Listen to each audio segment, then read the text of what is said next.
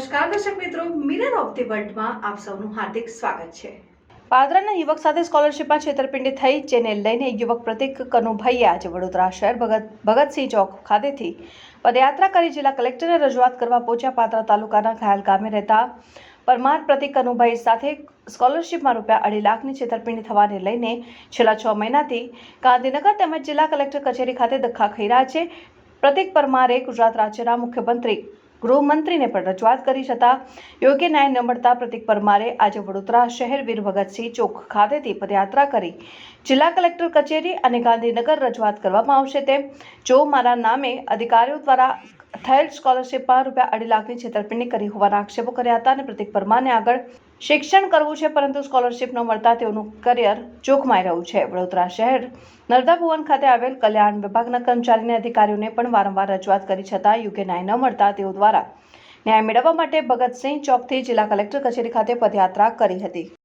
આપણે લાલ કોર્ટની સામું જે ભગતસિંહનું જે સ્ટેચ્યુ આવેલું છે ત્યાં આવ્યો છું અને મારા ડોક્યુમેન્ટનો દુરુપયોગ થઈ અજાણી વ્યક્તિએ મારા નામ પર સ્કોલરશિપ હડપી લીધી હોય। આજે 5-6 મહિના થવા આવ્યા, આજ દિન સુધી કોઈ ન્યાય નથી મળ્યો। માન્ય કલેક્ટર સાહેબના પાસે મેં ઘણી બધી અરજીઓ કરી છે ને ત્યાં પણ ધક્કા ખાઈને થાકી ગયો છું। પહેલાં કલેક્ટર ગોર સાહેબ હતા, જ્યારે બિજલ શાહ સાહેબ છે એમને બી મારી રૂબરૂ મેં ઘણી બધી મુલાકાતો કરી છે। સાહેબશ્રી મારા વિષયથી મૌખિક એમને મેં મૌખિક અને લેખિત ઘણી બધી રજૂઆત કરી છે અને મારા વિષયથી તેઓ જાણે છે અને માન્ય એસપી સાહેબ વડોદરા શહેરના એસપી રોહન આનંદ સાહેબ પણ આ વસ્તુને ખૂબ સારી રીતે જાણે છે। 1 મહિના સુધી તો મારી અરજી ટ્રાન્સફર ગાંધીનગર ખાતે થઈ નથી।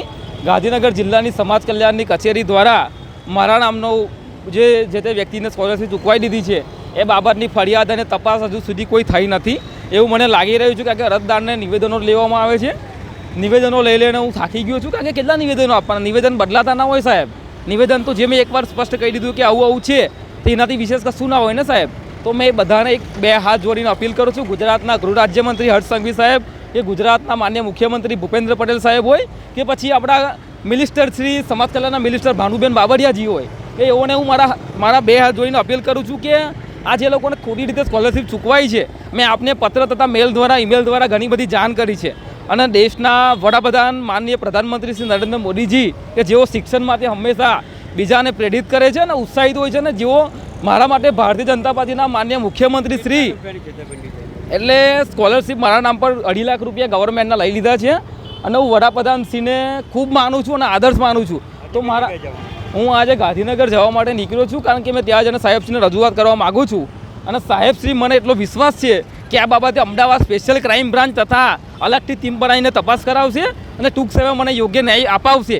અને હું સાહેબશ્રીના 2 હાથ જોડીને બીજી અપીલ કરું છું અને ગુજરાતના ગૃહ રાજ્યમંત્રી જે વારંવાર કહેતા હોય છે કે કોઈ પણ સાબરમતીને છોડવામાં નહીં આવે, તેમના નિવેદનો હંમેશા આ હોતા હોય છે। તો હું આજે સાહેબશ્રીને બીજી વાર પુનઃ અપીલ કરું છું, અહીંયા પણ કદાચ સાબરમતી હોઈ શકે છે તો તેઓની સામે પણ કાર્યવાહી થવી જોઈએ, કારણ કે આજે એક વિદ્યાર્થી ન્યાય મેળવવા માટે તરફતો હોય ને તો એનાથી વિશેષ બીજું કશું નહીં હોતું સાહેબ।